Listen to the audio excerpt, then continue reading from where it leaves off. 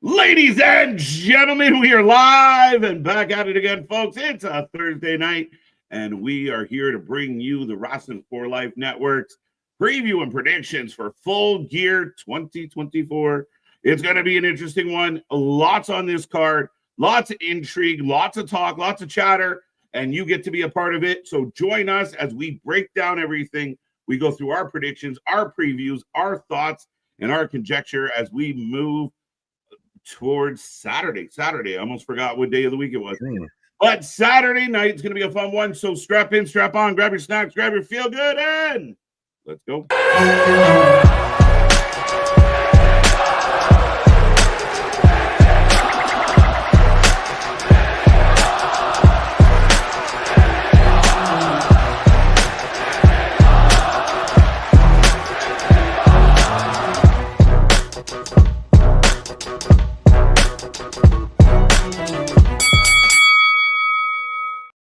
Ding, ding, ding. We are live and back at it again, folks. Like I said, we are the Wrestling for Life Network. This is another live stream as we bring you our preview and predictions for Full Gear. It's going to be a fun one. Me and these two pretty gentlemen are going to run you through the whole card, break it all down, have a lot of fun with it. Get in that chat. Don't be quiet. Don't be shy. Remember, the road to 6K is still on. We're getting so close, like 24 people away. So we're right there, folks. So be a friend, tell a friend. But if you're new here, make sure you hit that subscribe button. Click all the buttons. Have fun with it. But I will remind everyone out there, I am Mr. Every Night KJ White, the Iron Man of YouTube. That is Chapeau that runs the show, Mr. Anthony. And that is... Ladies and gentlemen, boys and girls, children of all ages, the Wrestling for Life Network proudly brings to you his tag stream trios champions of the world. Ringside Anthony, the Chapeau that runs the show, the Every Night Delight KJ White. I'm Big Nick. And gentlemen, out of the gate, I will ask you, is there a match on Full Gear specifically, if you had to pick one match that you're looking forward to? Ooh, Anthony. I have to look at the card because, like, I don't. It's not the double chocolate chip. I think what MJF is MJF is wrestling Roddy Strong. The story has sucked, but I or the lack of story there is, but I always like to see MJF in the ring. I think he's a phenomenal wrestler, and Roddy Strong is a phenomenal wrestler as well. So if I had to pick one, I would say that one. That's a good one. That's a good one. I think for me, on paper, I think just match. I think Fletcher and Ospreay are going to tear it down all over again. I think this could be epic. I really do. And if Tony doesn't add anything between now and then, yeah, this could be match of the night for sure. I like that we're about to all pick different matches because to me it's Hangman and Jay White. That to me on paper, that could be the main event if that was for a title or anything. Like if you didn't have the Moxley title match, that could be a main event. I didn't even know that was a match. When did Jay White come back? Am I in the where you been, my guy? You been commenting in these streams, you ain't seen nothing. I'm really lost. I didn't even know Jay White was back. In all honesty. That's awesome. No, but I mean, again, the good news is we all named different matches, and I think this is what a lot of people have been talking about right now with AEW, especially coming off last night's show. The show itself might be struggling, to put it politely, but at the end of the day, we know that once you get these wrestlers in the ring, they're going to deliver, or they should deliver. 9 times out of 10, they will. I find it funny none of us said Swerve and Bobby. Well, I feel like we got. I'm excited for it, but I think we kind of know how that's going to go to an extent. I won't deny that I think that's going to be a great match. But when we get to our predictions, we can talk about how I feel that that's going to go. But maybe it's the build, or maybe it's Bobby. Still seems like WWE Bobby-ish a little bit right now. I don't know. Yeah, we're the same. I don't know either, and I'm not really interested to see a rehash of the Hurt Business in AEW. So it's just another match on the card to me. I'm really interested that you said that, Anthony, because I don't feel like a lot of people have that opinion. So I want to. Why exactly do you not like? Are you not digging Hurt Syndicate 2.0 or anything? I think it's because like the track record of AEW trying to do a copycat of WWE has failed. So if we look at the Undisputed Era in NXT and when they tried to recreate it with the Undisputed Elite, when all three of them or all four of them started in AEW, it went nowhere. Right now, the Hurt Business didn't really go nowhere in WWE, and I feel the same way here. Like the Hurt Syndicate is not going to do much. Okay, we're going to get past this Swerve feud with Bobby Lashley. He could eventually join, he could eventually not. But what do we do now? What is next after that? And then you have 72 factions in AEW, and none of them have any type of direction. To me, at the end of the day, the Hurt Syndicate will be another faction lost in the shuffle, I would say by March or April of next year. That's not the longest of times. I mean, again, like a lot of people debated what happened with Bobby last night. Like, I mean, he debuts against Cheeseburger. And Right. It just, I mean, you put some respect on the Ring of Honor legend out there, Cheeseburger. I praised him. I gave him his props last night. I did. But Bobby was probably better off not having a match at all. And then he ends up laying on his back at the end of the whole situation. It's interesting, but we will get to it when we get to that match, guys. But hello again to everybody out there. Welcome to the channel. Welcome to the show. Like I said, we are on the road to 6K subscribers. So help us get to that milestone. Anthony hates copycats. There you go. Hashtag. But that's it. We're going to roll through the card and give our 2 cents. And we'll jump back into Swerve and Bobby in a second. But, I mean, like I said, at the end of the day, I think there's some level of intrigue, almost like maybe like a car crash. But at the end of the day, we want to see it. We want to know what's going to happen. Oh, yeah. 100%. Dun, dun, dun. All right. But do you guys want to? I threw this one in here. Do we even want to? Well, we got to talk about this. This is the most talked about match on this show. This is AJ's out there teaching AEW how to promote and how to, get their fucking shit in and everything like that, and how to hype up a freaking show and everything like that. Because you got big AJ out there, right? He got booed. Boom got booed. I don't even know who Big Boom is. Never heard of him. The Costco. So long story short, they got famous off of doing a fucking TikTok, him and his kid, about the chocolate chunk, double chunk in Costco cookie and everything like that. Yeah. And thus that spiraled because viral shit is what our society craves right now and everything. And AJ's also been kind of an independent wrestler. So thus he can at least get in there and have a matches. It's like really shitty Stephen Amell. And then you have the Rizzler out there who's not related to either of these guys, but is also Rizzler. He's a little kid and everything like that just can do a little face and everything. He's a little fat little pudgy kid. All due respect and everything. That's the Rizzler? So he's not related. One of the pictures is his son, and then you have the Rizzler that's somehow younger, smaller, and fatter. Oh, wait, there's another human involved. Yes, there's 3. It's just TikTok incarnate. That's why, like I said, I saw people actually saying that these guys are out there teaching Tony Khan and teaching AEW how to promote their show, how to get stuff, like get a buzz, get a trend, get attention.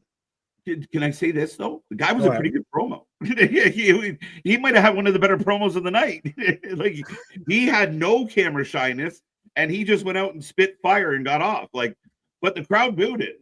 This guy is supposed to be a big kind of happy-go-lucky story, and they're like, boo. Well, trust me, by the way, I hate personally that I know this much that I had to just have a whole dissertation about who these people are. I hate myself for that. I mean, I appreciate you being the in guy on the Costco guy, but I hate it. Yes. Yeah, I thought maybe because I was Canadian, I didn't get it. I missed out or something. But Anthony doesn't know either, so I don't feel so bad anymore. It's bad. It's basically because we're all of the, above the age of 20 and everything like that. So right. We don't know. I don't get it. But Spaz with the $10 super chat. Thank you so much, Spaz, as always. We appreciate the love and support. Do you want to read this one, Nick? You do it. Nico with a name and then sweet, sultry, tall drink of water, Tony Rings. Tony Rings is sticking on you, my guy. You might have to go from the chapeau that runs the show to sweet Tony Rings. Just telling you. Nothing to plug, so I'll say everyone hit that like button. TK said small attendance isn't a problem, quality over quantity. We would love some quality. Like, you can't compare something when you're not doing it, but okay. Right. Yeah, it would be great. Our quality has been outstanding. It's I mean, again, I think in the quantity category where we've got 9 matches announced and we will talk about it later, but a celebration. I don't get why that's happening. Oh, I know exactly why. And I know exactly why certain articles and certain news stories and headlines were going around not too, close to this pay-per-view. Right. Battle of the Booms, Adam Cole and Costco guy. Great. See, Adam Cole was the only one not booing him because he was saying boom just like him. Right. I was saying boo-ooms. Boom. I wasn't saying boo-earns. Do we all agree that QT Marshall is eating an L here hard? Yes, we all lose here, especially QT. We all lose here. Especially.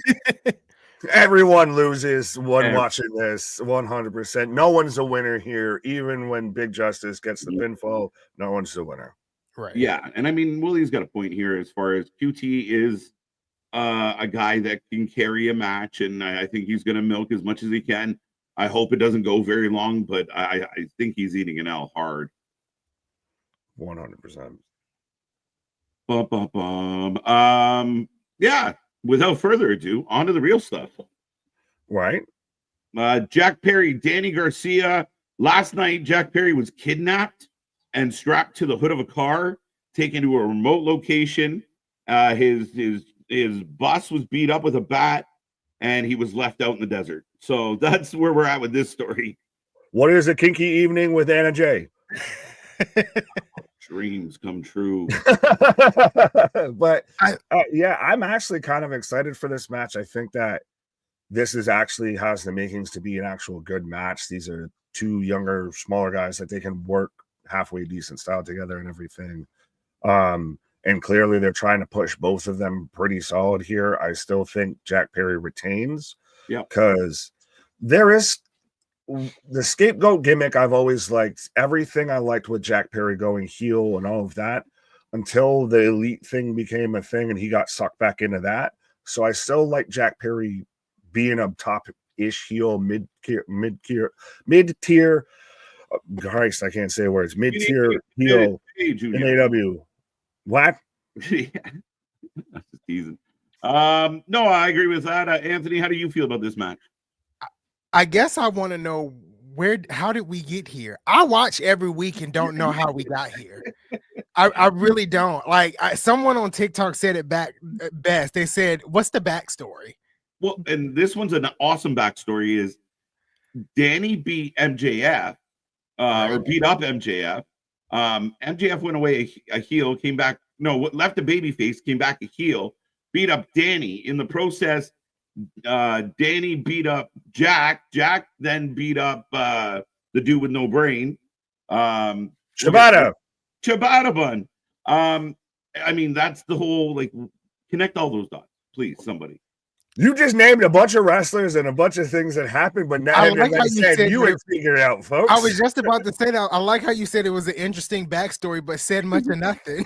Right? Like, connect the dots on all that. Like, that's a hilarious backstory. Like, none of it fits. None of it makes sense. We thought Danny and MJF were going to have beef. They don't. Ciabatta got screwed. So you think he'd have beef? No, he got his head kicked in and just went, bye, and left. Never saw him again. Where's he been? You had their little tense moments in the hallways and everything when, like, Jack Perry and Danny Garcia will walk by each other and, they'll slap each other's, books out of their fucking hands and everything like that, and or shake them up against the lockers for their lunch money and everything. Right. I got 2 things about this match. One, how amazing would this match be if it was for the Ring of Honor World Title? It should be for the fucking Ring of Honor World Title. That should be, what's their Supercard of Honor? No, that just happened, didn't it? Final battle before Dishonor. Final battle's coming up. Fair enough. But yeah, if that was the main event of the next big Ring of Honor pay-per-view and everything like that, for Ring of Honor title, it'd be fantastic. But you've got saggy tits Jericho. Right. We'll get there. He set me off again last night. But yeah, I mean, again, 2 young guys. The other part of this is it crazy that scapegoat gimmick got over elsewhere really big, and then you brought him back with that same gimmick and you killed it? Jack Perry went from like, oh, he's the scapegoat to meh. Well, I mean, when the Young Bucks wrote the whole book, Killing the Business and everything, who would have known that title was fucking literal? But yeah. Yeah, I guess for me, when it comes to these two individuals, and it might be consistent without the entirety of the pay-per-view, but like, when these guys get in the ring, and I think you mentioned it like earlier, that they're going to deliver, but you can't get hyped because there's no legit like kind of story behind it, right? I think this match will deliver. I like Jack Perry. I do like him as his old self as Jungle Boy, but this is somewhat interesting. I think Jack Perry retains, but I wish there was something where I could just really get behind the story where I can definitely choose one person to win. Right. The chat is going 65% for Danny, I do believe. Final votes on this one.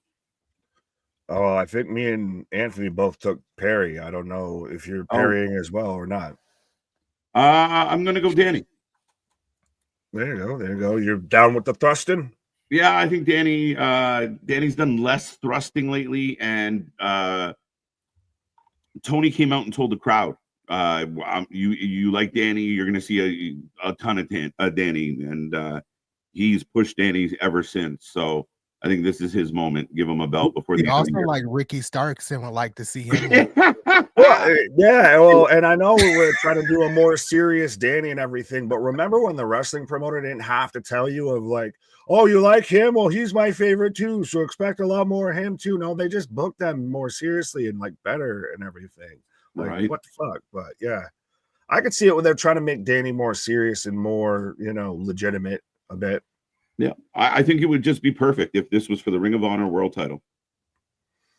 Yeah, it's a shame that, there's not enough top level depth when it comes to the men's side, when it comes to AEW. I'll say that you can't really use your younger guys in a Ring of Honor and really have them be, the developmental side, but that's a whole nother 2-hour discussion. Absolutely. All right, on to the next one. We have a grudge match. This has had an okay build to it, but Adam Page taking on Jay White. I know you, Nick, you said you're looking forward to this one, so I'll let you lead the charge. Well, I think that this is probably going to be match of the night, if I'm being honest. These are two guys that should be, could be, and I hopefully will be challenging again for the AEW world title and everything.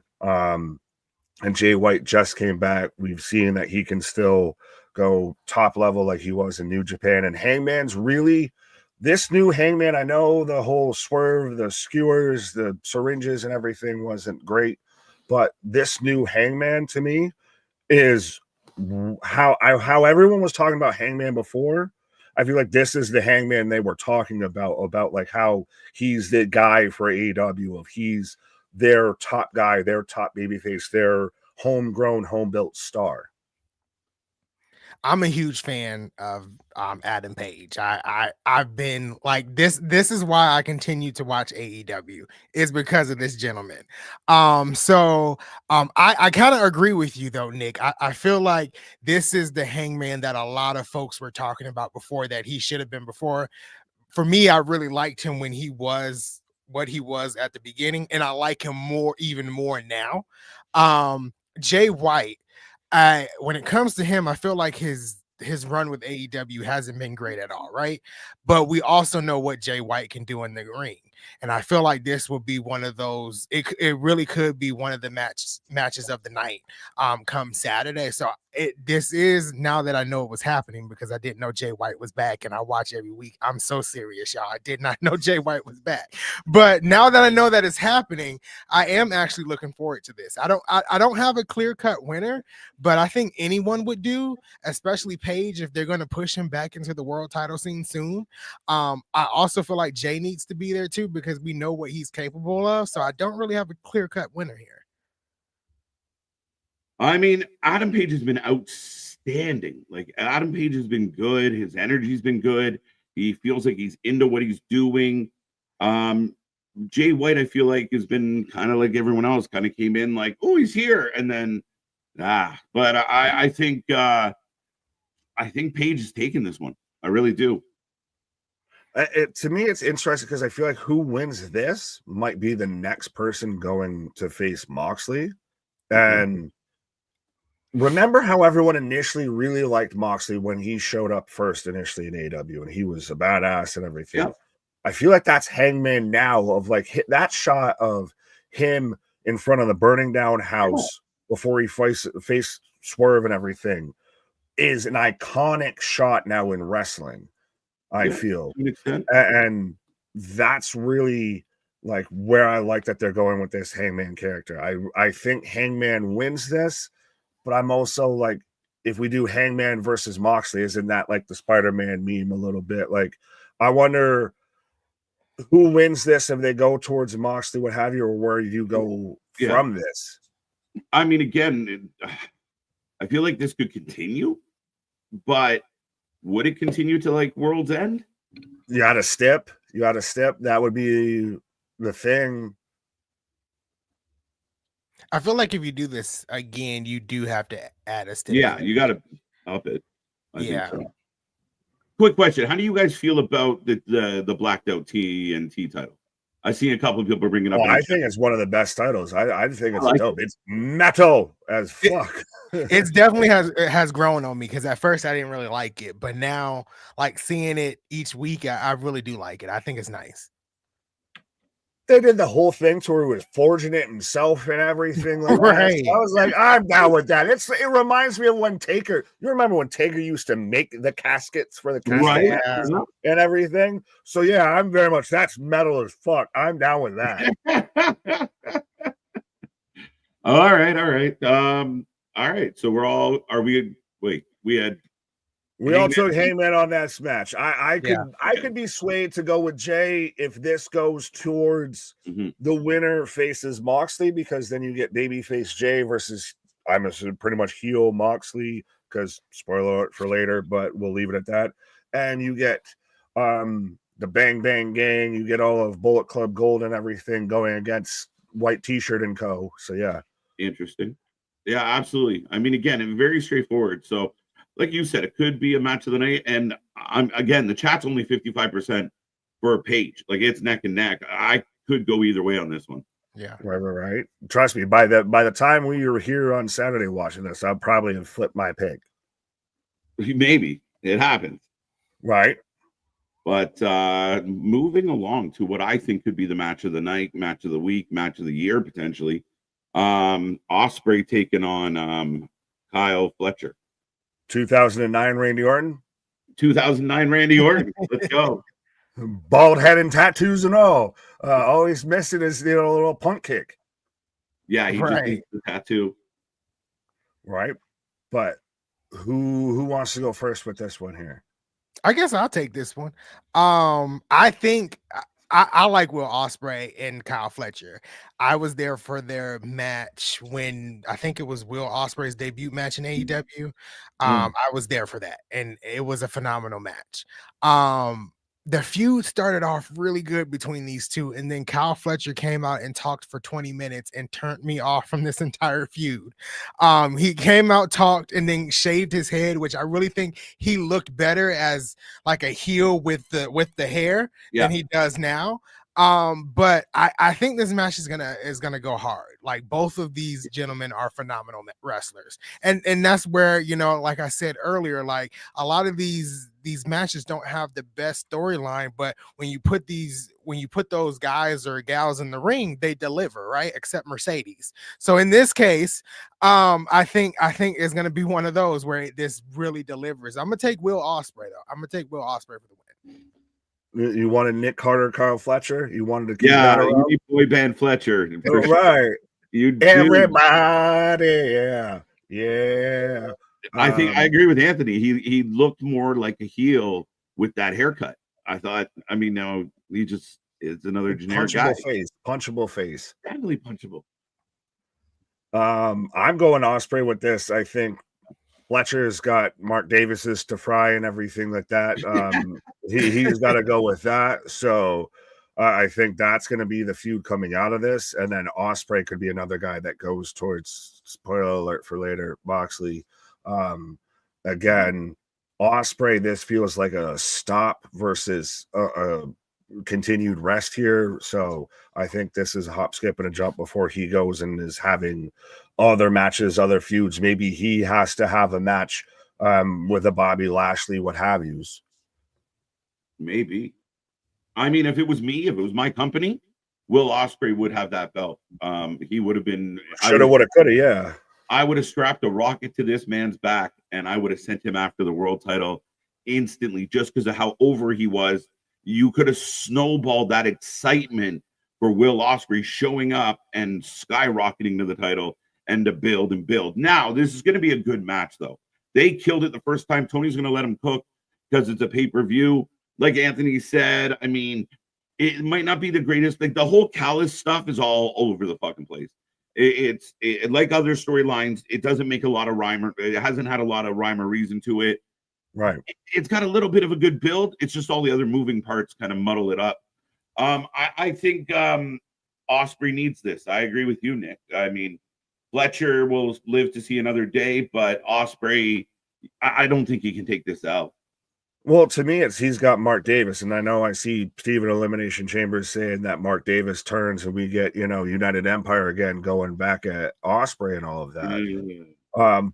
But I think that's a story that fits more where Fletcher's at. Fletcher is not the guy right now, even in the Callis family. And yes, I have seen that movie. Yeah, it's great. But you can't ever air it anywhere ever.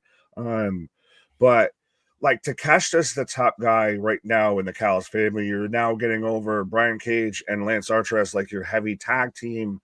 Fletcher's there as your mid-card guy right now. If you're building a faction of like, you got a check mark on a roster here. So Fletcher is going to deal with Mark Davis. Ospreay is the guy to me that moves on bigger and better and greater. And could he end up, and he's coming back around December or allegedly, or at least going to be showing up in New Japan? Could we be starting to set up Ospreay versus Kenny? That one's hard to say because like you even have Kenny out there saying like, I don't feel like AEW needs me right now. Like you hear about, you don't know where he's at. And the fact that he's not coming back on, it does not blow your mind that his return's not a big surprise pop on a pay-per-view or a Dynamite, probably a pay-per-view if it was me. To me, that's crazy. It's like having Charlotte Flair return in TNA when she's a WWE contracted superstar. Like that's weird. Like, why would you do that? This match is called New Japan TNA. Let that sink in for a quick minute. Don't worry, let him sit with it. Why would you do that? He left, or he got injured or sick or whatever really happened to him. Diverticulitis. He was in, a serious feud and all of that sorts at that moment. And then he comes back at a New Japan show like that. It just doesn't make sense. I don't even mind the New Japan aspect of it. To me, I'm more of, I think you were kind of saying it, KJ, of that we know it's going to happen. Like, I would rather it be all of a sudden, whether it is you tune in and then the lights go out and boom, the cleaners music pops up and everything like that. To me, that's more the thing of I'd rather have that a surprise. If you don't have to sell me on the surprise, it's better for me to not know. That's what makes the fucking surprise. That knowing in advance seems like I need to sell tickets. I need to get asses in seats. Yeah, but I think that's what's being missed here. I think that's the big idea is like, if we let it leak out, then we'll get more people around, blah, blah, blah. We'll sell more tickets. But I think at the end of the day, if you can create excitement and buzz around your product, people will show up to see what the buzz is about. Well, and with it being New Japan too, like if it was an AEW thing, that's a different conversation even too. And yeah, somebody mentioned Gabe Kidd, and right, that might be Kenny's first feud right now coming out of this. You get Gabe Kidd versus Kenny. So Kenny might actually have his first feud back from being on the shelf. And it's not the Elite. It's not Okada. It's not even an AEW. It's going to be in New Japan versus Gabe Kidd. That's a problem. Like, as much as I love that and want to see that as a wrestling fan, if I'm Tony Khan, that's a problem. Right. But 69% of the chat went with Ospreay as well. We're all going Ospreay. Did anyone go Fletcher? Mm-mm. I think we've been a unified front pretty much outside of you picking Garcia, and I think you just did that because it's instinctually I got to pick the opposite of everybody else. Right. On that one for sure. I mean, I'm just trying to think of the mind of Tony Khan. Don't do that. Don't stay there long. That's a scary place. It's one of those, if you stay longer than 10 minutes, you can't get back out. Right. I will take a second before we jump into the next match to remind everybody we do have new merch out. Go get your camo. We have white, green. We also got a new zip-up hoodie. Go check out our merch store. Go check out all the fun stuff. Hats, prop top, drop tops. Anything you need, it's there. Go check it out. The link is below. And we got a busy weekend coming up, guys. And after that, not only are we doing Full Gear, Sunday we got Bloodsport. We got another week. We got Survivor Series next Saturday. It's nonstop action around here. Right. Join the Wrestling for Life Army. Absolutely, 100%. As next we've got I gotta get the scarf. Prop time. MJF taking on Roderick Strong, and anyone taking Mustache Mountain Roderick Strong. I feel so weird that we had so much of this build and this hype towards MJF getting close to facing Adam Cole, and he doesn't face Adam Cole. Like, with already how fucking weird this whole build is, this whole story is, to me, it's one of those, if you can't pussyfoot around this, you should have just given us the fucking start of it, the main event of it, and then move the fuck along from it. And instead, we're going to still keep this going. I think MJF wins this to build to him versus Adam Cole, and we're still going to get that story going along because they don't know how to do anything else with this. I don't like. I did say earlier that I was excited for this match. I just don't know why they put the Adam Cole and MJF feud or whatever on hold, because like when he went out at the end of the year, that's kind of how we ended on. Now the Undisputed Kingdom kind of faded out after that, and Adam Cole was technically still injured at that point. But why not revisit it? Why do we get Roderick Strong? Another example of how these stories sometimes just don't make sense in AEW. I'm not taking Roddy Strong. MJF is definitely winning, but I do think this will be a great match. I kind of want to take Roddy. I kind of just want to be difficult. I kind of want to take Roddy. Out my scarf, sir.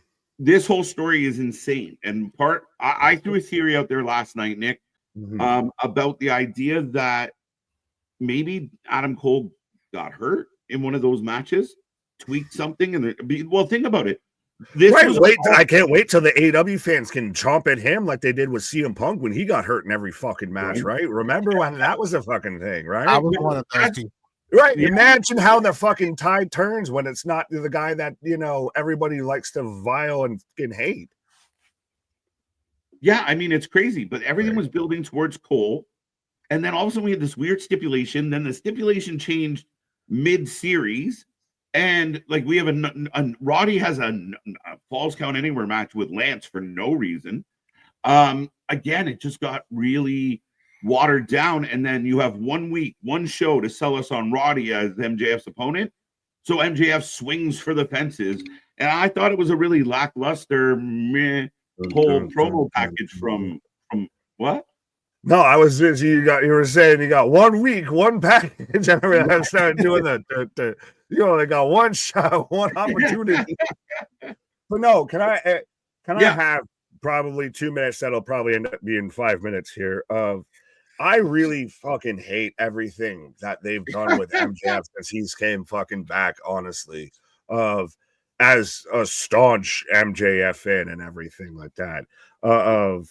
I hated the fucking weird little MAGA thing that they did for all of 2 weeks just to make a thing be a thing that didn't amount to anything. Yep. And then this whole devil storyline's fucked up and everything of he left as a baby face, came back as a heel, and then changed, and then has changed back again, this and that, and everything of this is MJF's kind of starting to become the meme of when betting on yourself fucking blows up in your face a little bit.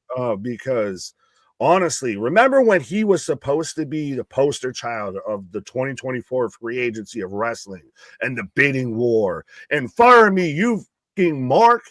And that was the biggest angle of someone going at Tony Khan. Instead, we've got the Young Bucks hitting a fucking Meltzer driver, and that's where he's out there with a neck brace and all that. MJF's nowhere to be seen. He's lost in this bullshit story and everything like that. And is now nowhere near a world title, nowhere near any title, just lost in this continuous fuckuation of the United Kingdom, whatever the hell at this point, of the Devil storyline, what have yous. It is just lost so much of the plot that they don't even know how to find the escape cord, the escape hatch of this. No, it's been insane. It's been confusing. And here's the question: is MJF, as a member of this company, is he kind of got less value now than he did at the beginning of this year? Like, to your point, that's your biggest concern. This is, to me, when you sign a big free agent deal to stay with the home team and you have a really shit year right after that, and then you're going back on the market because you signed a 1-year deal type of thing, and you were the top free agent, and now you're fighting out there of, lesser thans to get there and get the contract that you deserve, because MJF should be the face of this company, and instead right now he feels a little bit more like the ass of this company. Oh, wow, from you. Well, that's why I need to say it, because it's going to be a little more impactful, because I'm wearing the scarf as I say it. There you go. Yeah, I mean, if anybody has no reason to hate, what do you think, Anthony? I kind of agree with what Nick has been saying. Like the whole return of MJF to me has been, and I hate this term. I hate that wrestling fans use this term, but I have to use it here. It's been fumbled. I don't think it was thought out. I don't think it was planned very well. And then you mentioned earlier, KJ, how like he left as a heel or something, and then came back as a face, or vice versa, whatever it was. But you said it earlier, and it's like, where are we going? Where are we going with MJF? Yeah. And like, and when he did that whole spiel, a year or so ago with the Mark thing, all of that was great. And then he left and then came back or whatever. And all of the aftermath with that, with Daniel Bryan, or Bryan Danielson, and his feud with him and his world championship run, all of that was great. And then after that, it's like he came back like 4 doses down from where he was before. Yeah, it doesn't have the same vile and venom that he used to have. His words used to hit like a punch, and now he's done so many kind of over the top insulting promos to guys that didn't matter. We don't really like what he said about Roddy, and it was just an easy, like you said with Sasha, it's low hanging fruit. It was easy pickings. Like it blows my mind. Like, oh well, your mom should have shot you. Well, why you can't come up with anything more creative to get to that point?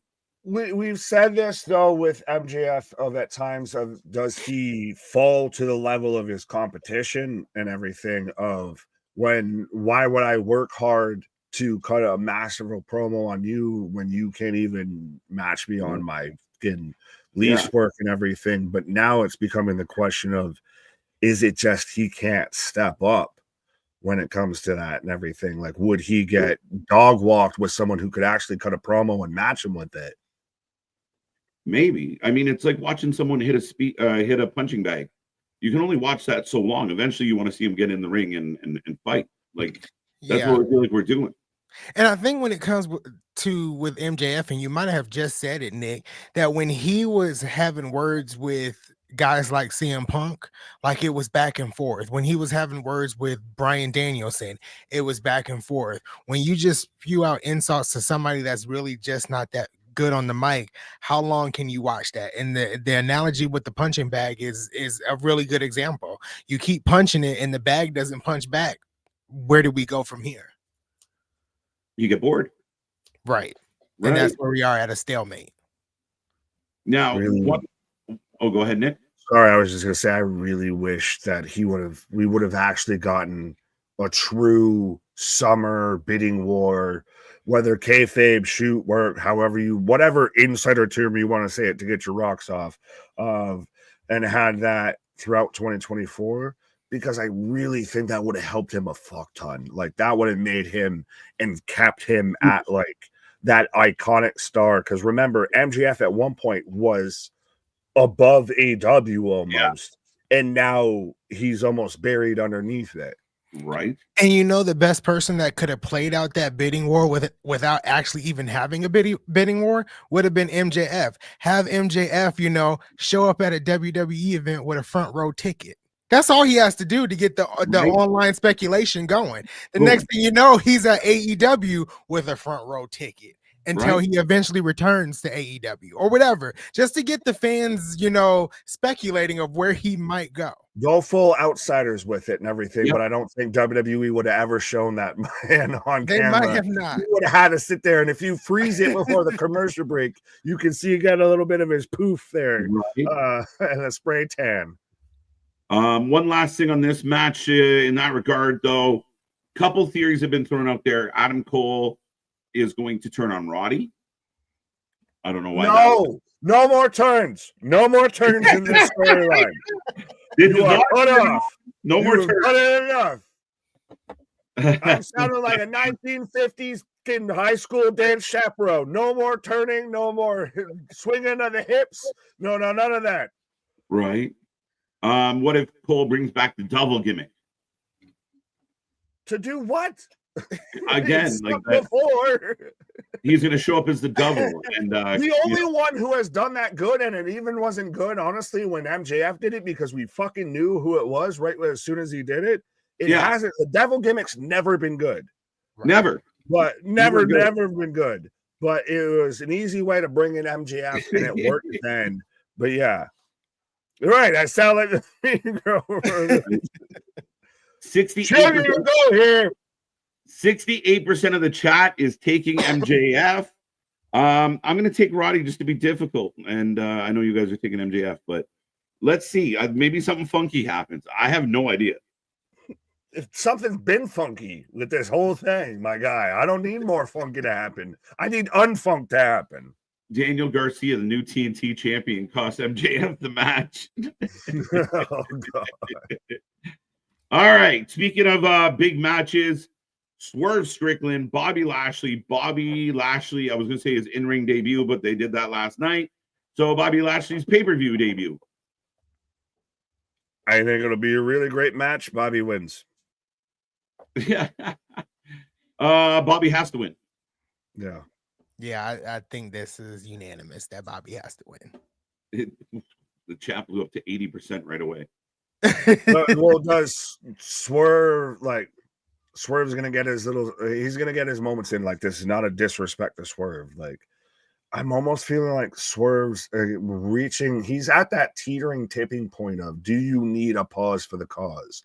Do you need to kind of go away? Absence makes the heart grow fonder. Yeah. I know we all love to swerve when we drive and everything, except when we're taking a sobriety test. But yeah, it's one of those of, does the absence make the heart grow fonder a little bit with this? Of, we've seen enough with this of, maybe Bobby needs to go on to something else. And then you can get that big moment when Swerve comes back and challenges Bobby after they've hopefully remained built and everything.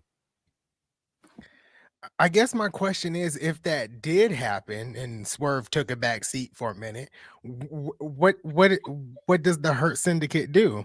That's my whole fear of the Hurt Syndicate. Like, where do they go from here? Moxley. Too soon. But Moxley doesn't even know what Moxley's doing, because I'm confused. Well, Moxley don't even know what he's doing. How do you expect me to know what Dave's doing? Well, the problem with the Hurt Business going after Moxley is the Hurt Business should destroy Moxley and crew. So that's a tricky part, because I don't even think we're at the... Maybe they go after Callus and the Phallus. Like Paul Heyman said, the Bloodline's in like the third inning or the fourth inning. Moxley's in a completely different sport. He has no idea what round, what inning, what hole, what nothing. I'm playing pickleball. But that's the thing, is trying to make sense with any of this right now. I guess this is where the conversation is going to happen to where AEW's reaching to me an impasse of, they're trying to course correct, and they're trying to do it not obviously, but they're also pissing off what fans that they did have while they're doing it. Mm-hmm. I think they're moving towards that in between of where they were at and that WWE. Mm-hmm. And fans aren't, you've now made an impasse on both sides of the fan base here to where you're in that weird middle zone. Yeah, absolutely. And I mean, I think this is, I love Willie's comment because I kind of agree. And it ties into what was said already. But you have that like surprise. Lashley just annihilates Swerve, like just bullies him, and gets a big win to kind of surprise everybody. Swerve goes away for a little bit, takes a minute, and then you let the Hurt Business move on. Lashley looks like a killer and ready to take on anybody. And again, the question becomes, where do they move on to? But like you said, Swerve's return gets a nice pop right after that when he does come back. So that's what I would do. But Bobby's winning this. 80% of the chat saying he's going to do it too. But the question to me, I think, is, again, well, I've even said you put Bobby versus Moxley, but that might be too fast. But yeah, where do you go? It's such, AEW is such in this transition. Like, I like that they stayed the course with some stuff of like when they had AEW versus NXT straight head to head when they were going to ECW, AEW stayed the course. But now I don't know where the course is anymore at this point. Right. AJ Francis joins MVP's group on Saturday. Fuck no, please. No. So sorry. Just inward thoughts became outward thoughts. But yeah, no. I don't need flop dollar insufficient funds, anything like that, anywhere near this. I've seen, well, we had the whole thing, the conversation with Ricochet. We've speculated about Hobbs. It could get interesting. Honestly, they could be just fine where they are. Yeah. I think AJ Francis is good where he is right now in TNA, as you know, being the leader of First Class. I think that's where he needs to stay. Right. Fair enough. Yeah, I don't see it either. So, but anyway, we have a fatal 4-way for the tag titles.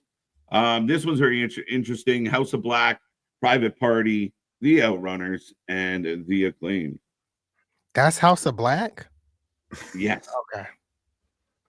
Slipknot showing up midway through Full Gear, Mushroom Head out there. 100% Das Metal. But yes, to me, this is oddly enough one of the easiest matches to predict. Of the Outrunners are winning this 100%. The youngest man in wrestling, 100%. Straight throwback. Outrunners winning this, tag champs, easy, eh? I mean, they're the most over guys in the fucking company at this point, especially at least in their lackluster tag division. Think about it. There's no FTR. There's no Young Bucks. Like, this is surprising to me that this is the remainder of AEW's tag division. Well, and for some, if you aren't just like about the meme and everything of going with the Outrunners and everything like that, if you aren't just kind of with the vibe, then this is kind of a what the fuck match here. Like, there's no build towards any tag team here outside of just straight on line with the Outrunners. I was gonna say Private Party retains, only partly because they just won it like a couple of weeks ago. Yeah. But I do agree with you. The Outrunners are the favorite. They're over. Everyone loves them. I think the Outrunners should have been the one to take the titles away from the Young Bucks, and they went a different direction. But I'm only going to play it safe and take Private Party because they just won the titles. Yeah, it's their first defense. I'm wondering if they're bold enough, or is Tony gonna? And Tony gets nervous about internet reaction, so it might be too soon. And again, just because they're over as hell, the Outrunners are undeniably over. But I don't think, like, if they're over, they seem to be. If they're over with the general public, Tony doesn't give them anything. So that's my fear, is that like every time we get behind somebody, they disappear. I'm gonna go House of Black though. Oh, fair enough. Well, that's because Tony also doesn't know what the general public likes or anything, because he is not definitely not the general public. Thing.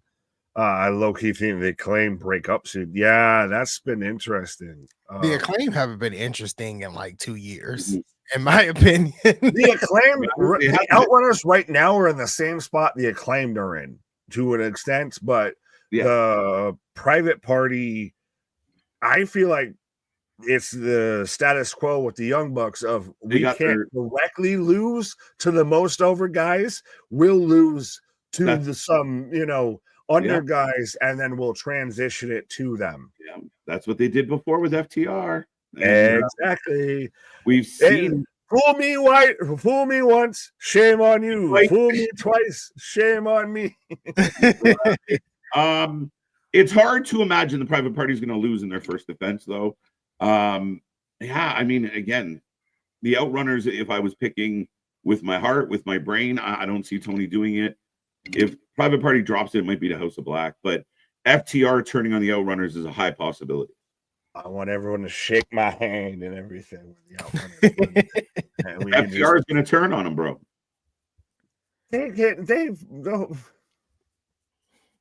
No, but that's not happening. I don't even, again, FTR is so weird to even make of what they are. They, again, used to be good.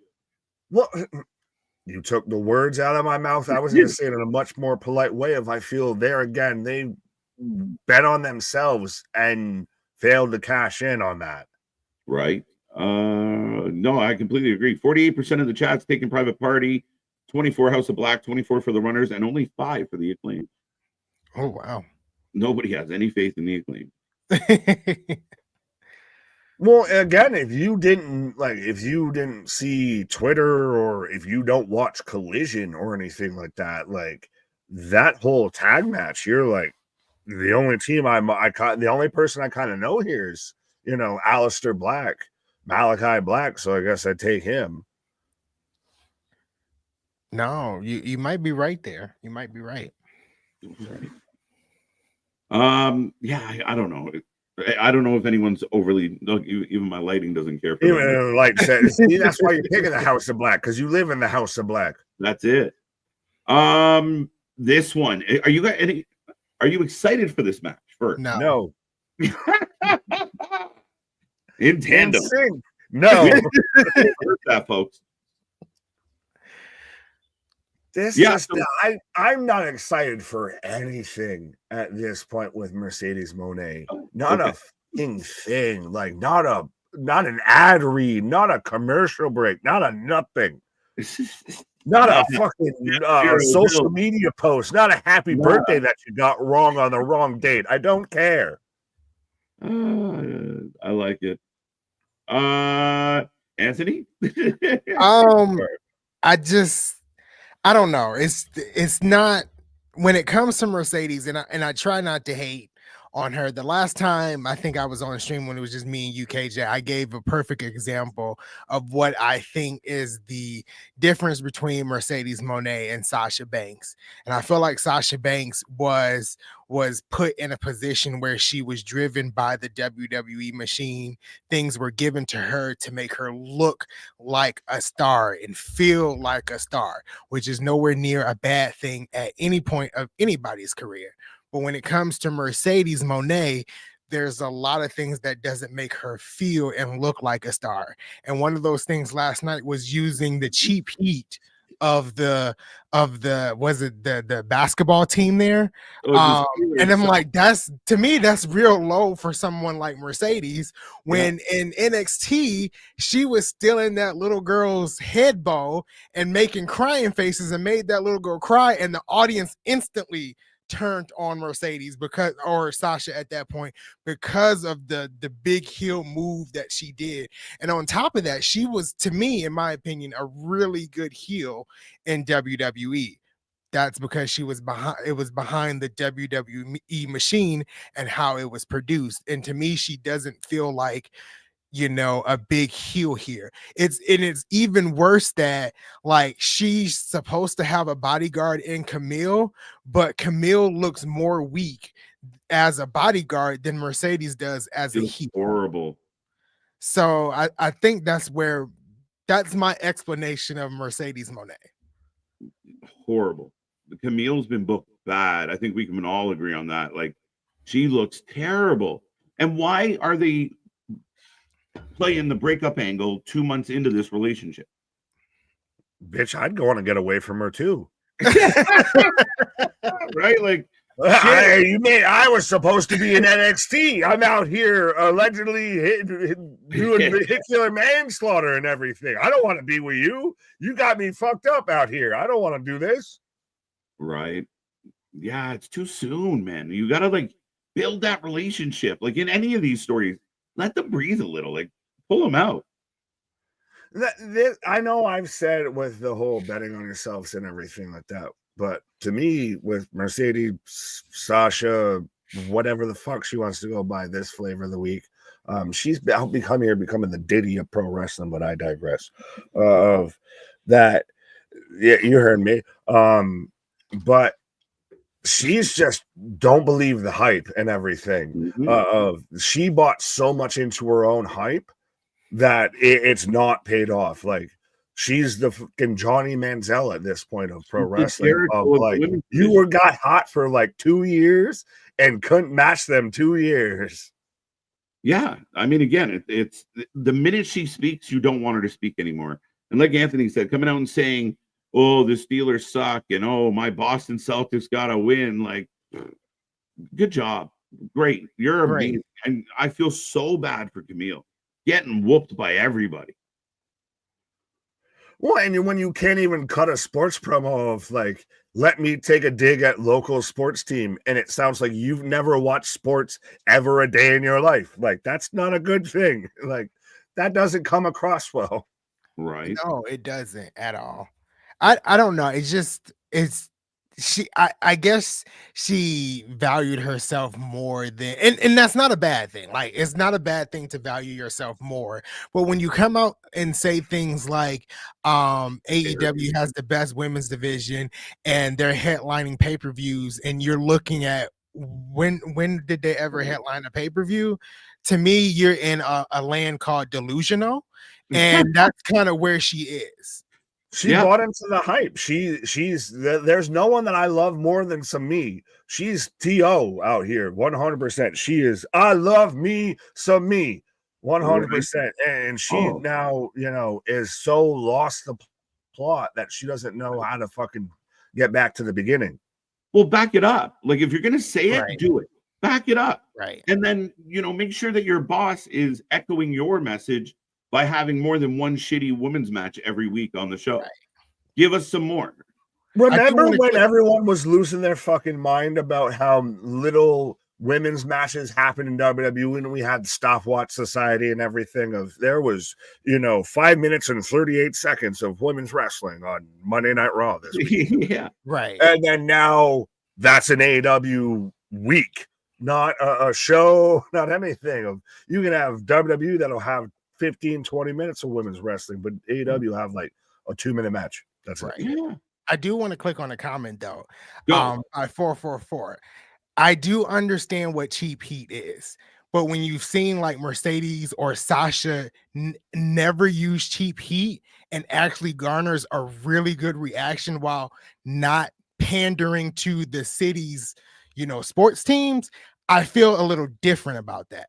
I get what cheap heat is, but if I'm hearing somebody like Chris Jericho, who's been in the business using cheap heat at 54 years old, when I've seen him do better work, garnering actual heat that is not surrounding around the city sports teams, it just feels a little different. And Sasha, to me, in WWE was a legit heel. And when you use the cheap heat like she did last night and didn't even garner a reaction from the audience, I think that's a problem. I'm waiting for her to say line during a promo at this point, honestly, because I really don't think you mentioned it, Anthony, if there's a difference. As much as we don't like to admit and like to see most of our wrestlers actually be able to go out there and cut a promo on their own, some people need some coaching, some people need some fucking guidelines to fall within and everything. Yeah. And she clearly is one. And bitch, when the fences are down, I don't know what to do. So yeah. Well, back it up. I mean, I think I don't know if we all officially went in, but all three of us picking Mercedes. No, I want Statlander to win.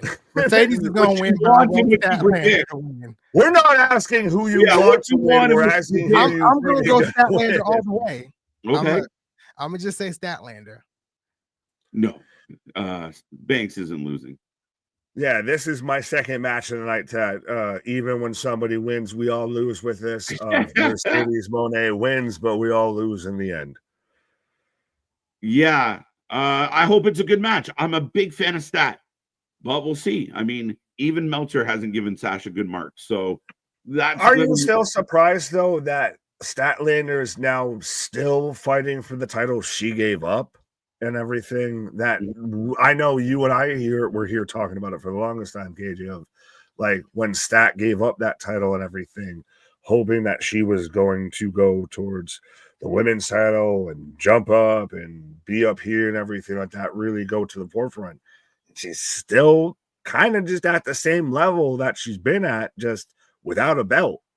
Without the belt, but I mean, at least they got her in the chase, I guess. Well, I mean, shit, what the fuck type of race is that of? I'm in first, so let me give up my first place spot so I can go back to the chase. Like, what? Right. Mercedes is right about everything. I would feel the same way. You and only her, Damien. Right. Just back it up. That's all I want. Like, if you're going to be arrogant, back it up. Because then when you back it up, your arrogance is confidence. But when you don't back it up, it's just arrogance. And it's a delusion, as somebody said. Yeah, I mean, let's hope they deliver. But we do have the main event. Is this the right main event for this pay-per-view? And who's going to win? It's not the right main event, and Moxley's going to win. Yeah. What would you have that isn't this? Nothing that involves Orange Cassidy. Right, but so if you're going at the match card, Yep. Because I mean, we could all fantasy book 10 different other things and everything else here. Yeah. If you're going at the match card, if this isn't the main event, what would you put here? I would put Ospreay and Fletcher. Yeah. I would put based Ospreay. on this card? Like Yes. If you're basing off of this card. Yes, I'm saying of what's already been established. Yeah, I mean, maybe Fletcher and Ospreay as far as I mean, again, there's no Takeshita on this card, there's no Ricochet on this card. There's opportunity there. I just don't think this is. If OC loses, where does he go from there? If Moxley loses and OC's the champion, well, we might as well. That could be the dark days of AEW. Wait, if OC wins, is that what you're saying? Yeah, if OC wins, yeah. Oh, yeah. Well, that's not even a fucking question. Anyone taking OC here? I wasn't even entertaining that point of. I think we all know Moxley's winning this. I was more focused on if this isn't going to be the main event, what would be. But yeah, no, yeah. This is clearly Moxley wins. I want to go see where they're going with Moxley's whole like kind of faction and angle and the Death Riders and everything like that. But I don't. It always feels like it's got a hitch like to it. Like there's something always kind of like that it's hung up on or something. Like it's never fully what you think it should be type of thing. Right. I think Orange Cassidy's whole gimmick is stupid with the hands in the pockets and all that other stuff. I don't find it interesting. And then the majority of it might have been this year, but like he was the opener for almost every Dynamite. It got oversaturated and just straight up boring. And I don't see him as a world champion. Straight up. I don't see him being the face of the company, carrying the brand. I don't. Even last night, I thought, you got duct taped, you got the shit kicked out of you, and your response was when you got up to stand up and put your hand in your pocket. You should have been trying to dive through those ropes, and people should have been holding you back. I don't care how cool you are. You got to have a moment where you're pissed right the fuck off at you just getting whooped. So, I mean, again, I don't think anybody imagines OC winning this. I don't know what you do. Does OC take time off? Can time off. This guy's been, the most news. We sat there and for fantasy faction shout out and all that. We were trying to use him as a cheat code because this motherfucker was there, like Anthony said, opening every goddamn show on Dynamite. Sometimes might wrestle twice that night and everything. Yeah, no, this is Moxley wins again. I have gone full pass of. We're not even talking about OC in this. We're not talking about this being a serious match. Right. We're not talking about this being any sort of a challenge or anything. This is Jon Moxley winning this. I think it's now funny and laughable that OC, Orange Cassidy, what we see now is serious Orange Cassidy. Right, Dark Gene. Bullshit, my guy. So what? So if Robin Williams wore, actual denim instead of, kahaki, all of a sudden he's serious Robin Williams? No, what the fuck are we doing here? Not even, no. You don't even have to change the material. Change the color. Right, but he's not doing anything different. It's not like he's actually like. I thought there was an actual point to where Moxley or where Orange Cassidy could have joined Moxley, and that would have been a huge character shift for him. That would be interesting. Versus he's just now, I actually say 2 words instead of I just kick you in the shins and then I put my hands in my pockets. Yeah, fuck off. Mm-hmm. I feel like where they could have really did something different with OC is after the whole Bryan Danielson losing the title and his reaction after it. Like, I think they panned to him and Darby and it was like visible. They were visibly upset, right? That is where you could have kind of turned OC into a badass heel. Not a badass heel, but a badass face in a way. Because you could have made him angry about what they did to his friend. Yeah. But no, what does he do? He put his hands in his pockets and does some, kid kicks. Like that, and it's not interesting. No, I mean, even last night they had him duct tape, and he still took the time to do the shin kicks. And it's like, we want to see intensity out of you now. We want to see that you can be a champion, that you're going to fight tooth and nail. But no, you're staying true to your gimmick. Like, come on, there's got to be a definitive line, and with him, we haven't got it. The idea of him going heel is not bad because there's a thin line between being aloof and being a dick. So. There you go. But that's what I think they could have done. But Moxley's going to dust him. It's going to be weird. Somebody said this one here, Daniel Bryan and Darby return to help. But OC's still not winning. This to me is the line of demarcation, I feel, a little bit with where AEW needs to move away from what it's always done to what it's trying to do and what it needs to do. And everything like that, and this actually adultish, serious edge. Like, let's be honest, keep it a buck. If we're gonna have a whole segment to where 2 women are out there and everything, you had to bring it up. Yes, I had to. 100%, I had to. I can recreate it if you'd like. Well, you shouldn't. No one wants to see that. Not even my wife. But I think that we're reaching a line of like. Where shit's going to intersect now at this point of if they're going to go to try and be this adult program and try and go more to this edge and stay the course of what they want to do. Of Tony Khan's an Attitude Era kid, message board kid, all of that. If you're going to go this course, I want to see them stay this course and go with this, and you get Moxley and everything that really goes roughshod with this. But this is meeting and intersecting with Orange Cassidy's, that's the fucking mascot and everything that, represents what everybody likes about AEW. Maybe. That would be a huge line of demarcation. Yeah. Huge. I don't like it, though. Who would be a better champ, OC or Darby right now? Oh. Are anyone else getting sick of Darby? A little bit. Again, because he has no formidable foe. He just does stuff. Remember when Jackass was cool because the movies only came out every 2 years instead of watching it every day and everything? I think Darby, how do I put this? Like, Jeff Hardy was extreme, but Jeff Hardy had a character. Jeff Hardy had some some real grit behind him, right? That Jeff Hardy had something. Darby just likes to jump off things and be thrown across things because he likes it. And it is nothing really behind it. Well, that's actually perfect comparable, but is Jeff Hardy or is Darby Jeff Hardy just without a story? Like that's the thing is Darby. Tell me where Darby's had a chance to have a real story outside of Sting in AEW.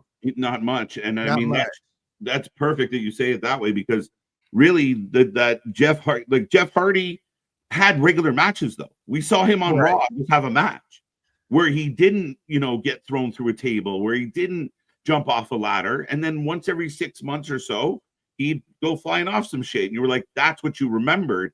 But it wasn't every week. It wasn't every single week. And I think it's every time we see Darby, like that swing he took into the stairs last night and he was rubbing his head. I think he was really rubbing his fucking head. Like, I don't think he favored that at all. Well, and yeah, I mean, think about it. The match that Jeff Hardy had with Taker to where it won Taker's respect and he's raising his hand and everything. It wasn't a hardcore match. It wasn't a ladder match or anything. It just, the kid showed resilience versus that's what Darby's supposed to convey. Instead, he's just fucking Steve-O. Yeah, kind of. I just don't find anything interesting about Darby, right? I don't really think he has a character. He comes out like, Tony Hawk on a skateboard. I don't know. Kind of the kiddish vibe. Like even last night, they show there's Moxley, this badass dude with his crew, and he's, we're going to get you. We're going to do this. And then they clip to this kid walking in the door with a skateboard in his arms, and he's a little guy. Darby, did you hear what Moxley said? Like, or meanwhile, Moxley's like, I'm going to kill you. You're done. Like, it's night and day. Like, it's hard to take serious. I feel like Darby and OC are like two halves of AEW Sting. In the sense of Darby has all of the face paint and all of the ominous and the kid sit up there in the rafters, but Orange Cassidy's the one that's out there like every goddamn week and is gonna be the one thrown into world title matches. Right. Okay, so we're kind of at the end of that was all the matches, but a few questions I have. One, are we shocked that Jericho's not on this pay-per-view? No, blessed is the term you were looking for. Yeah, I'm shocked. Like, what the fuck? Thank you. Don't say it more than 3 times. You've already said his name twice. Don't say it 3 times. He'll show up on the fucking card. He'll show up on the pre-show. He'll show up on commentary. Don't do nothing. He's the boogeyman. AJ Boom will be joining the learning tree to get like. Well, how do you feel about Daddy Magic on commentary? I don't love it. I really don't. It's okay. Ring of Honor again. If he was Ring of Honor, I don't think I mean him out there with Riccaboni, and you got somebody that can reel him in. Yeah, that's McAfee Cole-ish. So I think we can sit there and do a whole podcast, and we'll do it for free. We'll book Ring of Honor. Just let us do our thing. We got you covered. We'll make it work. We'll make it a profitable thing. But yeah. Are we surprised there's no Takeshita on this card? Really surprised about that. One of your best wrestlers. I feel like Takeshita was being put him in. What happened? What match? What feud? Where would you add him on the card then? Well, the fact that they don't even have a feud for him is kind of disappointing. Yeah. No, but that's more. Yes, I don't like that, but I'm saying if you're going to say that, I wish he was on this card, then where would you put him on the card? Is my question. I think coming out of what was it? The Maple Leaf Pro Wrestling, like his next challenger was Ricochet. And they went nowhere. Well, and no, and I'll agree with that 100%. If they just had the all-star tag match and everything like that with all of them. So yeah, I'll give you that. That's a match that probably should be on here. Yeah. But now, do you have it here? Do you save it for a Dynamite? I would have it here. Yeah. I feel like Scott D'Amore gave Tony Khan a layup. Yeah, but do you and then fail? Talk about this though. Do you blow your load on the pay-per-view that you have and everything, or do you try and put some chambers in the rounds when it comes to dynamites and all that? You're charging. Because no, you sat there and you were here last night and said it was a terrible show and everything. So maybe they need to save. Forgetting Jericho and ECE. Is that that's not a round. That's a blank. That's a blank. That's a blank. That's a blank. That's not a round. That's not good. I'll take that to the face. But you were charging fans $50 for this pay-per-view, and a match like this should be on this. That's the pay-per-view cost. That's the difference. Right. Will we see a plastic bag being used? Yes or no? Oh, well, hey. Well, is that a Daniel Bryan exclusive? I feel like it might be. It's because he hates Daisy and everything like that because he's super ego friendly. Because remember, bye Daisy. So maybe not. Maybe they just beat him over the head with a sack of oranges. I don't know. Right. Do we get Shane McMahon? Oh, is that because Adam Pearce put that out there of the picture of him and Shane McMahon and everything? Maybe I don't know about that one. I still think that Shane McMahon just got caught of like, hey Shane, take a picture, huh? Right. Act like you know me, quick. Right. What? Hey Shane, Vince, your mom. What? Yeah,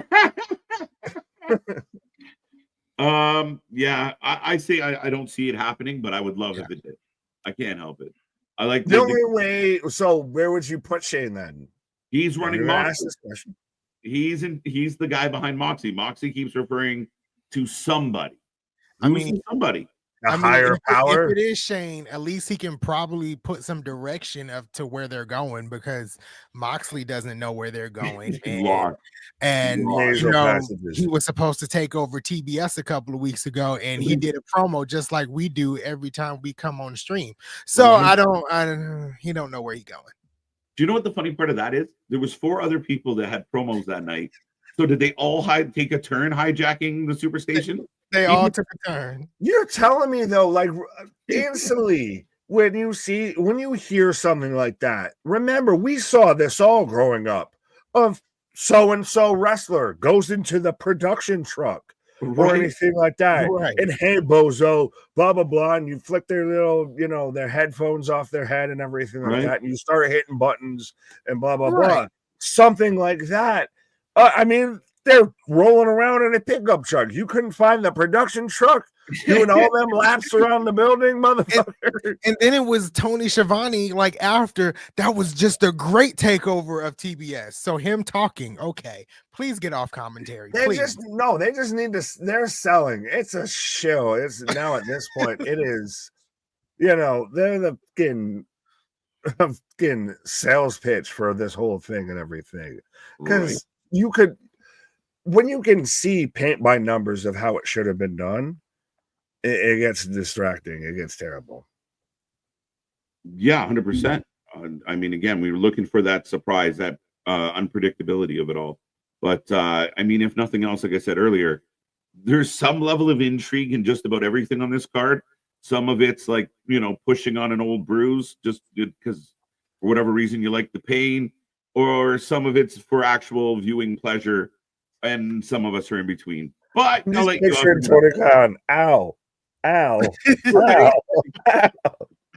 Wait, no. I know. You're trying to send us out of here. But I'm going to hijack this and ask this question real quick and everything like that. Because we didn't talk about the Mariah Man, Mina Shafir, or Mina Shirakawa celebration, everything like that. Is it true that Tony Storm's retiring? No, I think 100% she shows up and interrupts that whole celebration. That was just that whole story going around to me was just to set up that and pay attention.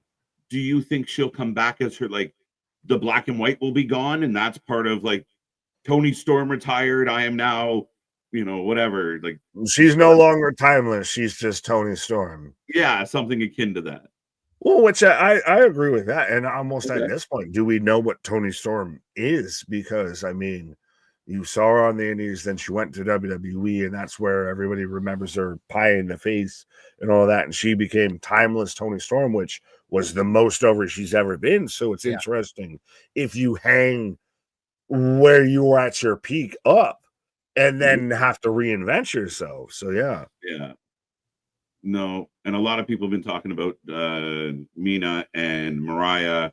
It's just interesting. It's we'll see what happens because a lot of people are expecting Mina to turn, quote unquote. So we'll see. Yeah, she's no longer timeless. Yeah, she's no longer timeless. She's just using her timeless hashtag bars. Grow man. Will we get more matches between now and Saturday? We have 9, including AJ. Probably. We're gonna probably. I will at least guesstimate we're getting 2 on 0 hour. One's gonna involve the Dark Order. One's AJ Boom.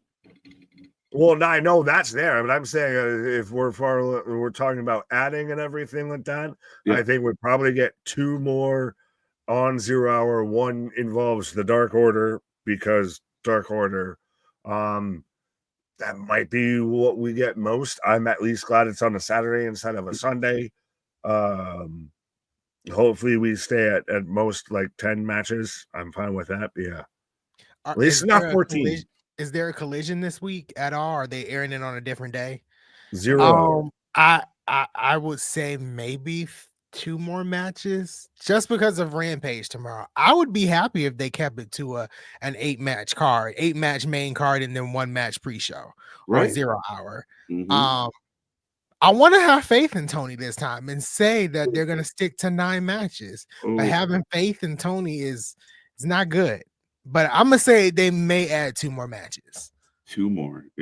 I hope not. I hope it just stays status quo. Don't just shove something in there. I really hope not.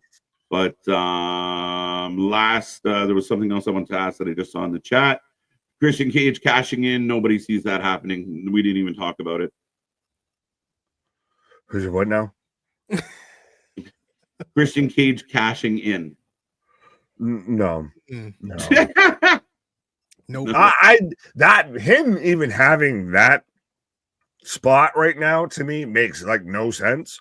I think that's one of those of they made a decision and then made another decision and they don't know how to fucking counter correct the other decision because like where does that fit in with anything else that they're doing with the world title or anything? Like if he's gonna cash in on what, Jack Perry? It's any title at this point, so that'd be the only way it makes sense to me. They're gonna do the same thing that they did to Austin Theory and have him. They had Austin Theory cashing on the U.S. title, so they're gonna have Christian cashing on the TNT title or something like that. He's gonna cash in on Mercedes Moné in the TBS championship. Mama Wayne about to win, be your new women's world champion. It might be the best bet, but I don't know.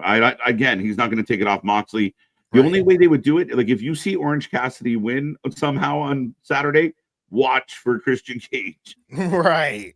But it's not. And watch for the missiles falling and shit like that because the end is nigh. Time is, the end is nigh with that shit. If Orange Cassidy wins. Yeah, where is Okada? Is Okada injured? He's been MIA. Bitch. What? He said bitch too many times? He got thrown off TV?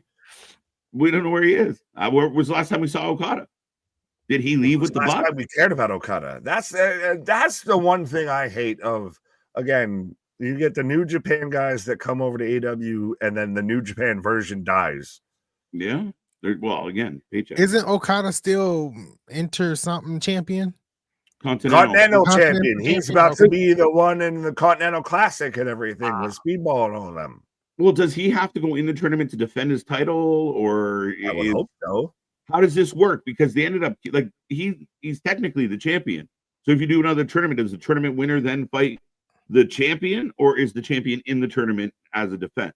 I don't know. Give it back to Eddie Kingston. We'll figure it all out. I forgot Speedball was probably going to be in that tournament, and I got upset again. So it's going back to Eddie Kingston. Don't worry about it. No, maybe I'm sorry. That's the one thing I'm waiting for is the Eddie Kingston return. Yeah, well, apparently he feels like they don't need him right now either. So he was one of 3 people that made that comment recently. Kenny, him, and Tony. So Eddie feels the same way. They don't need me. That's not a good vibe. I need you, Eddie. Well, folks, we need you to tune in tomorrow. And don't forget, we are here Saturday and Sunday. Saturday, of course, we have Full Gear. We're going live early. Make sure you click that little bell. Don't miss anything. And, of course, tomorrow, 7:30 p.m., SmackDown as we are on the road to Survivor Series. Should be a fun one. Gentlemen, your overall excitement level, how do you feel about this pay-per-view on Saturday before we say goodbye? I'm about at a 5. 1 out of 4. So there we go. Well, I'll go 6 just to keep the number going. We have a collective average of what? 5.5? 4, 5, and 6. I like I said, I think there's some stuff that we're really, really, really going to enjoy on the weekend. Again, getting there and weekly television might not be his strong suit, but these guys are going to bang out a lot of these. That's the issue of that. We're going to like it because we're tuning in because we're wrestling fans, not because they told us to tune in because they sold us on it. That's the issue. I just hope we don't have the downward trend like we've had at I think the last 2 pay-per-views is where like once you get to the middle, the rest of the card is trash. I hope we just don't have that downward trend this time, and Tony Khan figures out how to space out the wrestlers that are really going to do good and not put them at the beginning of the show like he did at Wrestle Dream. I feel like it was. Yeah, because it took a flat line after that. But there's no Bucks, there's no Jericho. That's true. Hologram. So we got Jericho again. You said his name. Fuck, you cursed us. Announced tomorrow on Rampage. I swear to God, if that happens, I'm showing up and I'm fighting you. All right, an all Jericho gauntlet match where Jericho will fight. He just fights all his past versions of himself. He's Jericho versus his inner demons right now. Yeah, I mean, I'm looking forward to it. I mean, again, we will be here live for it. It's going to be fun. It's going to be a long one, as always, with AEW. Back for Bloodsport Sunday. All your favorite shows all next week. Survivor Series coming up.